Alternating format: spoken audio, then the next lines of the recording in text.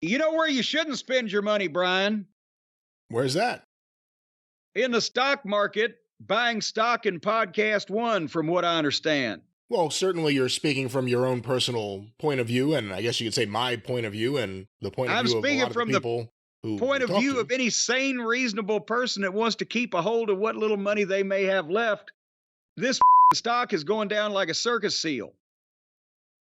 So we've had an update in the world of Kast Media and Colin Thomson and Podcast One and Live One, courtesy of our friends at. Is Billboard a magazine anymore? Do they do it right, or do they just put stuff out on the internet these days like everybody else? Well, they have an online presence, of course, but Billboard is, I guess, the last standing music industry, and in this case, beyond the music industry, publication, trade publication. It used to be Cashbox and a whole bunch of different things. Billboard's really the last one standing. It's now the paper of record.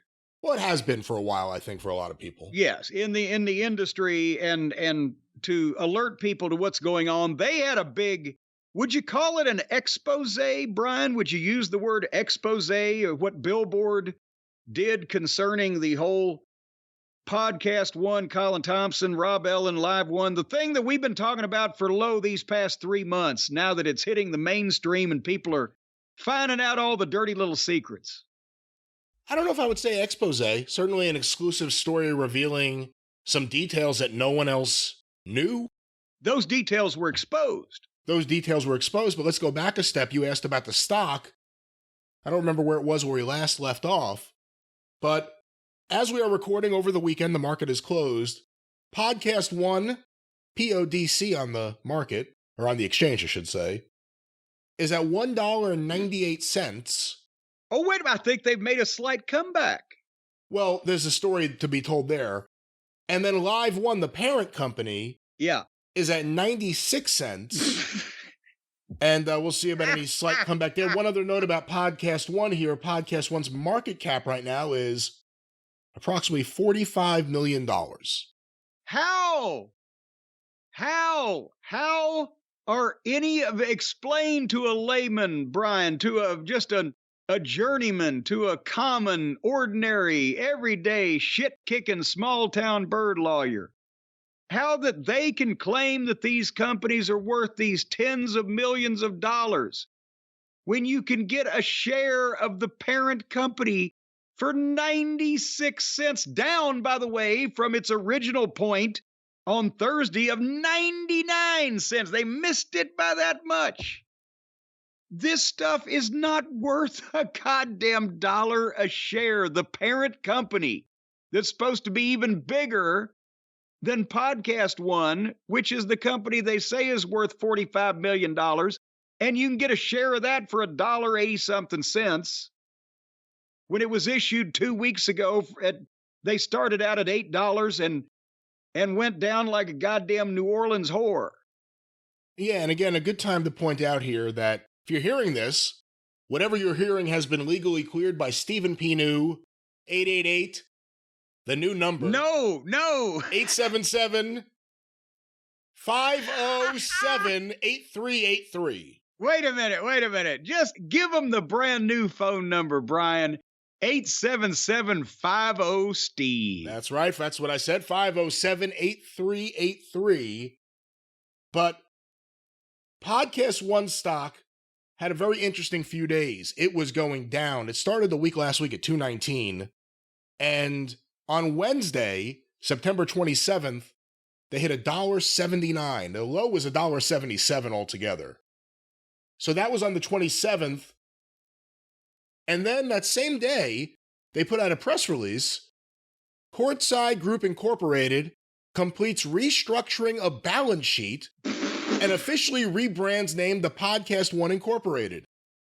Podcast One will continue to trade on NASDAQ under the symbol PODC. The parent company, Live One, converts its $3.5 million bridge note investment into Podcast One stock at $3 a share, a 57% premium to the September 26 closing price, increasing Live One's ownership of Podcast One to 81%. Podcast One converts the remaining bridge notes in the range of 2.5 million into shares of common stock at $3 per share. So it sounds like the parent company, Live One, had money they loaned, or had a bridge note is a short-term loan. A bridge note investment in the parent company is converting their investment into Podcast One into stock in the company that no one will buy the stock of. So that caused the stock, I think, to... and that caused the stock to go up? It caused the stock to go up to $2. $2. Because they were buying it at a price of almost twice per share of what everybody else was that wanted it. The few people that wanted it was selling for. What do you think? Well, we'll give ourselves $3 a share? How the fuck does this kabuki-ish bullshit even work? It's a good question. And, we probably should have an expert on one of these days on here to answer. But just imagine someone says, Jim, I'm going to loan you $3.5 million. And you say, great. I'm going to use that money. I'm going to try to operate my business. And then you come back and you say, how about instead of giving you that cash, I'm going to give you stock in my company, but I'll value that stock higher than it's currently valued. You would say, no way, that doesn't make any sense to me. Why would I do that? No one would do that. Unless you were the parent company of the company you're trying to help out. I don't think anyone would do that. So nobody would do that. So again, you shouldn't do that, Jerry. Nobody. As we talked about previously, Podcast One just likes to dump as many press releases as they can, saying almost nothing positive that's actually happening. So while all this is going on, there's a lot going on behind the scenes. And there's a lot I can't reveal today, but there's a lot going on behind the scenes and a lot going on from different parties. I could tell you that Colin Thomson's operating business as normal. There are various shows under the Kast Media umbrella, The Opportunist, various other ones still operating, still billing sponsors. Hasn't filed for bankruptcy, which we heard he was going to do from him, his lawyer, and from Rob Ellen in an email to you. Turns out that was a bluff, never happened.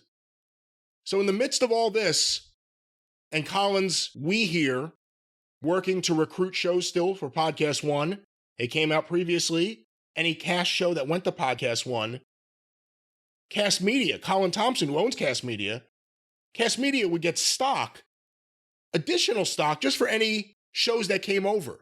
So you're helping Colin by trying to just get straight from what Colin did to you. So an article came out in Billboard by Dave Brooks. Podcast One paid Brendan Schaub $1.6 million. While other Kast podcasters were asked to accept pay cuts, parent company Live One took out a high-interest loan to bring Schaub over to Podcast One after he and others were jilted by Kast Media. What are your initial thoughts on that? Well, and Brendan Schaub, for those of you like me who didn't know until this whole debacle started, is a former UFC fighter that now has 3 big podcasts. He's a big boy, right? He's got a big listenership. And apparently, the way to try to artificially inflate this new enterprise that they were going to be selling stock in, to me, just on the outside looking in, was we got to get this guy. He's got a lot of our numbers that we're claiming. So we'll make good with him however we got to get him. And then we can say he came over here and that'll make a lot of the other people do it. They didn't count on you and me rallying a lot of the other people. Well, also, I think that it was a two-way thing. If Colin Thomson, who recently publicly stated that he reduced his debt from $8 million to $4 million. So there's him putting the number 8 million on the debt. Who knows if that's true or not, because Colin's a liar. Right. But he said it was reduced from 8 million to 4 million. You would have to think this would be a big part of that reduction. And again, it helps Colin if he can get $1.6 million off his books. And Podcast One needs these shows for any of this to make any sense. And you can tell that Live One and our friend Rob, and by the way, hey, Rob, when you email me and say, I highly suggest that you talk to my team and I highly suggest you don't slander this deal, I highly suggest you check your fucking stock price when you tell Jim Cornette and Brian Last shit like that, motherfucker. Mook. Look what it is. Yeah, Mook. Mook, motherfucker. But nevertheless, point being, they took out a high interest loan to pay this guy the money. This Rob Ellen claims that Live One is worth so much money. They have to take out, what did they do? Go to some back alley and deal with a loan shark to get 1.6 million or whatever to pay this guy off what he was owed so that he'd come to their shyster operation. If they got a $45 million company under their umbrella, how come they can't come up with 1.5 million? They got to take out all these burdensome loans. This whole thing sounds like a house of cards, but I'm not an expert. No, and to that specific point, Billboard had the details here. Records obtained by Billboard show that in early August, Live One borrowed $1.7 million from Cap Chase, an online bank based in Madrid. That money, Billboard confirmed, was borrowed to pay UFC fighter turned podcaster Brendan Schaub what he was owed by Kast Media, the Los Angeles-based podcast company launched in 2016 by founder and CEO Colin Thomson. So it wasn't like, let me go to Bank of America and get a loan. Let me go to Deutsche Bank. No, let me find an online bank from Spain to get a loan to pay this guy outright the debt that someone else racked up, possibly by committing financial fraud. What the fuck? The stupidest fucking people. And then, so stupid. Why would he do that? Why not certainly out of the charitable? We're not talking about Mother Teresa. We're talking about old Uncle Rob Ellen. Why would he do that? Because he thought that he was going to make even more money selling the suckers this fucking stock in this bullshit. And again, he said the stuff out loud that you're probably supposed to not say out loud. We're looking to pick off shows. We see this is our chance to be a consolidator. You're not consolidating anything. No one thinks you're a competent CEO. Stop it. And besides that, you could have been a contender, Rob, but you fucked with Jim Cornette and Brian Last, and now your stock is worth 96 fucking cents, which is more sense than you've got. Let me go back to this article because there's some... By the way, you have my email, Rob. And I believe you probably got my phone number, too, if you ever had the fucking balls. Gutless fucking gum-bumping sack of snake feces. Was there more to the article? Well, by the way, if he does want to call, let's please get that on the air. But let me go to the article. There were some interesting details here. Since Live One announced plans to acquire Kast Media in May, CEO Rob Ellen has not budged on his offer to compensate the podcasters to whom Kast owes millions of dollars. Ellen's best offer? 1/3 of the money Kast Media owes them in cash, 1/3 of what they are owed in promissory notes to be paid over 2 years, and 1/3 of what they are owed in stock from Live One subsidiary Podcast One.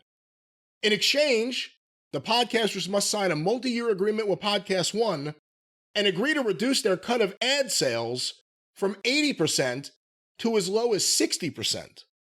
Yeah, well, and also, have we actually documented them actually paying anybody this way? We haven't heard of any money changing hands or any stocks changing hands or anything except this payment to Schaub. Well, no, they did put out a press release maybe 2 weeks ago when the stock started really nosediving, saying that all these shows, including Brandon Schaub shows, all employees, all shows have received stock, and any cash shows that come over, like Brandon Schaub, receive stock as well. Oh, who else has come over? Come over, Red Rover. Some more news. I always get their name wrong, but there's there's like two shows, right? Yeah. Now they're still negotiating because look, I've heard from people that Colin Thomson is still trying to reach out to people and get them to consider making this deal, which benefits him and really screws shows in the long run. It would be interesting to see if these handful of shows, these few shows that you can count on one hand, on the fingers on one hand, even if you're a goddamn ex-lumberjack and have had amputation issues, if those shows have yet to receive any stock or any promissory notes or any cash, and if they did receive cash, did the fucking green ink come off on their fingers? You know, the Podcast One accounting department doesn't have a great reputation. So I'm expecting some cash shows, anyone who makes the move, maybe a few months, maybe a year, but we're going to hear Podcast One's not paying us or not paying us on time or we can't get answers from accounting.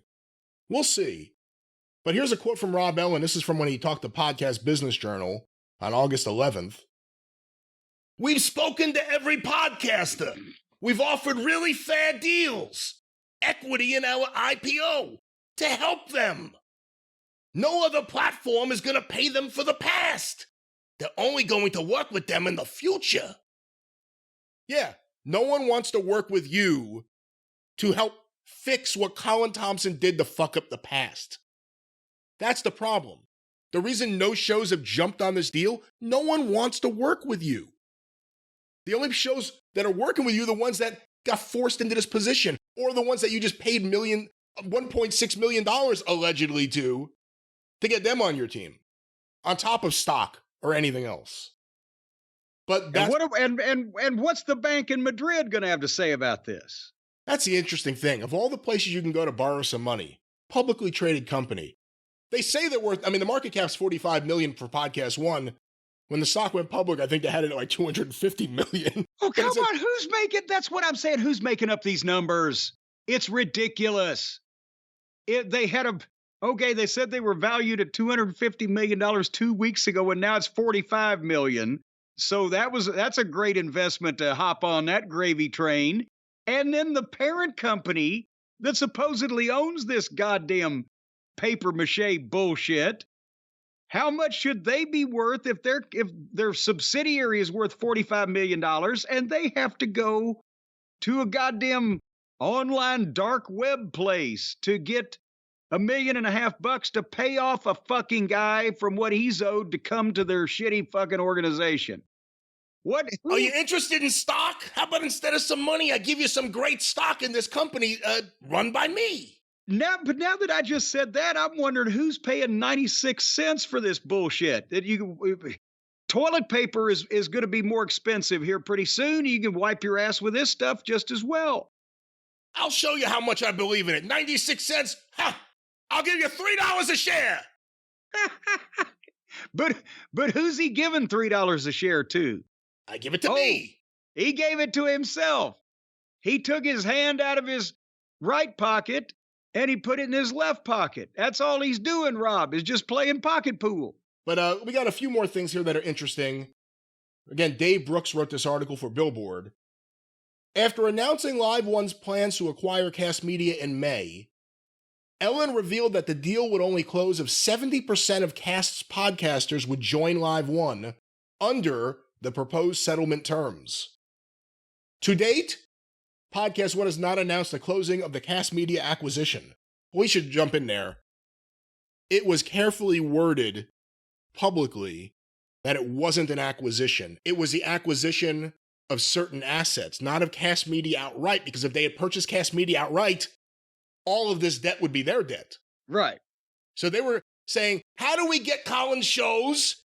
And Colin holds on to the debt. He'll figure something out, but we'll get all the shows and all the revenue streams. This is how it all happened right here. On September 8th, the day Podcast One was listed on NASDAQ, Live One released a statement increasing its revenue and earnings guidance for the year that included Kast Media's revenue and adjusted earnings and assumed, quote, the previously announced Kast Media acquisition would have taken place at the start of the fiscal year, which is April 1st, 2024. So, and they reiterated that guidance on September 27th. Well, yeah, that's all they're doing. You said it at the lead of the piece there, is they're restructuring their balance sheet. Every time they start to go in the tank, somewhere or other, they redo the figures. There's hope here. There's life here. For people who don't have any idea what us crooks are doing, this looks great. I'll read one more thing here. I'll let you finish it because I'm not going to read my own quotes. But the reiteration... You were heavily referred to in the piece. The reiteration has not helped the company's share price. In July, ValueScope, a third-party valuation firm hired by the parent company Live One, valued Podcast One between $230 and $275 million, which came out to $8 to $12 per share, a valuation Ellen had hyped the podcasters considering joining Podcast One. How about that? They hired some company that's like, Yeah, you're worth $275 million. If we take if we look at all the money you didn't make and pretend you made it, and then we give you a multiple of $1 million. What? That estimate ended up being overly optimistic. Podcast One's share price immediately dropped 46%. Let's say 46 cents. 46% after being listed on the NASDAQ, and has since tumbled even further. Tumbled! 3 weeks after being listed on the NASDAQ, the stock closed Tuesday at $1.91 per share, with a $45 million market cap, a drop of more than 80% after less than 3 weeks of trading. Rob Ellen is a wizard. He's Tumbledore. I'm a wizard. I'll make the money disappear. Yeah, exactly. And it's gone. But I'll let you finish it. I was quoted. I spoke to Dave Brooks for this article. Of course, any media people that have questions about any of this, reach out. We are more than willing to be helpful for anyone looking to investigate any of this. But I was interviewed for this article. Well, and here again is the thing and we've got a pretty good audience, right? We're not Brendan Schaub. We're not even our friend Theo Vaughn, but we got a pretty good audience. And we've been talking about this for 3 months from the start. And we knew we predicted how the stock was going to go. We told everybody how this was being worked on, and we got more information as we went, but we've revealed everything. We dared them to fucking sue us or say something to us at the start of this because we knew we were right and we had the documentation. And when other people, those are apparent, you've heard them, started seeing that we weren't getting in trouble for this or running with our tail tucked between our legs or fucking mincing our words, as they say, they started doing the same thing because they were pissed off. They just, unlike us, they agree to certain social decorums and norms, and we say, fuck you to that. But now everybody has jumped on this, but still they thought, Rob Ellen and Colin Thomson thought that they were going to get by with conning a lot of people out of real money with this stock thing. That was the whole fucking purpose, and that was what they thought they were going to do. And that's why they were threatening us at the start with their little emails, and that's why they were saying all this other shit. Again, Rob, 96 cents, motherfucker. Don't fucking send me a goddamn email talking to me like I'm some fucking asshole running the county fucking fair Ferris wheel. And don't send me a bunch of gibberish that you dictated into your fucking phone in a high wind and doesn't even sound like English. If you're supposed to be the goddamn CEO of a multi-million-dollar company, you know what you're the CEO now of? A fucking septic tank. And thank Jim Cornette and Brian Last for that.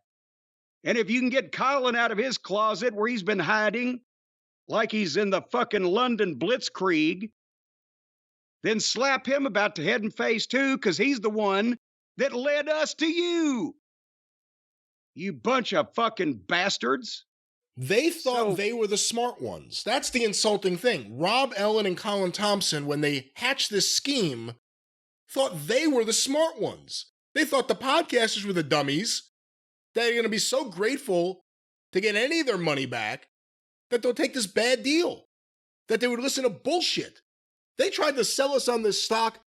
I don't have the exact words in front of me. It's a great way to double up on your revenue by owning a piece of the network that you'll be boosting by giving them your fucking ad sales. What a bunch of shit. This was a shitty deal to save Colin Thomson from what he did. Nobody would have known a goddamn thing about it, except all these podcasts that got ripped off and pissed off, and many of them were under contract where they couldn't really speak. Some of them haven't yet. But they would have got by with this stock thing, and maybe it'd still be worth $3 or $4 fucking dollars or whatever if we hadn't made sure to let everybody know what the fuck was going on and how to keep a hand on your wallet when you walk past either one of these son of a bitches in a crowded room. So, Rob, Colin, you're welcome. Can you imagine? The guy who stole the money from us is like, I advise you to do this. I strongly... Why would anyone listen to you, you fucking boob? The only reason anyone listened to you is because you had the sales team. Other than that, you have nothing. You have nothing. You're a bubblehead. You sleep in the streets. I'm a musician. I used to be a musician. Anyone could do stupid fucking ambient music for a podcast. I thought he was the one that was singing soprano at the end of all the jingles. I just love the fact that this guy, who fooled a lot of people, fooled us in terms of thinking he wasn't going to run off with our money, but has fooled other people into thinking he has any idea of what he's doing, or that he has some kind of creative hold on what to do with podcasts. This guy, who has all these true crime shows, apparently these are the only shows he still has under his umbrella, the original productions, which are like, The Opportunist, a real true crime look at someone with dramatic music and a narrator telling you the story in a way that's kind of boring, but we'll tell you the story anyway. All this kind of shit. This guy's going to spur a whole industry of shows about him. The guy who has all those shows is about to cause a bunch of shows to be created about him and his shit. And he still thinks he's going to get away with it. Him and that wife of his. Just wait. Yeah. Just wait. You guys have no idea what's happening behind the scenes right now. You're going to wish you had given us our money. You're going to wish you had given us our accounting. And you're going to wish you hadn't fucked around with so many people. These people are better human beings than you. All the people you ripped off, whether it's $16,000 or hundreds of thousands of dollars, all of these people, Colin, are better than you. There'll be more to say about this. Again, legally cleared by Stephen P. New, 877-507-8383. 50 Steve. And by the way, we're better than him, and he knows it. Well, we can't do that. Come on, you can't do that. All right. We're better than him. Baby? And he didn't know it, but he's about to find out, and he better recognize. That's right. Stephen P. New. Your ass better call somebody.